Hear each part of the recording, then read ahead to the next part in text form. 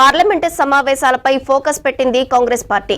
ఉభయ సభల్లో అనుసరించాల్సిన వ్యూహాలపై చర్చించేందుకు ఇండియా కూటమి ఫ్లోర్ లీడర్లతో భేటీ అయ్యారు. ఇప్పటికే పార్లమెంట్లో అదానీ ఇష్యూపై చర్చకు పట్టుబడుతున్నారు కాంగ్రెస్ నేతలు. దీనిపై లోక్సభలో వాయిదా తీర్మానం ఇచ్చారు కాంగ్రెస్ ఎంపీ మాణిక్యం ఠాకూర్. గౌతమ్ అదానీ లంచం ఆరోపణలపై చర్చించాలని డిమాండ్ చేశారు. దీనిపై ప్రధాని మోదీ మౌనం వహించడం దేశ సమగ్రతకు ఆందోళనకరమన్నారు. అలాగే అదానీతో ప్రధాని మోదీకి ఉన్న ఫ్రెండ్షిప్ కు సంబంధించిన ప్రశ్నలపై ఆన్సర్ ఇవ్వాలన్నారు. ఏపీలోని అప్పగించిన జగన్ ప్రభుత్వంలో విద్యుత్ ఒప్పందాల కోసం అదానీ 1750 కోట్ల లంచం ఆరోపణలపై సీబీఐతో విచారణ జరపాలని డిమాండ్ చేశారు ఎంపీ మాణిక్యం ఠాకూర్.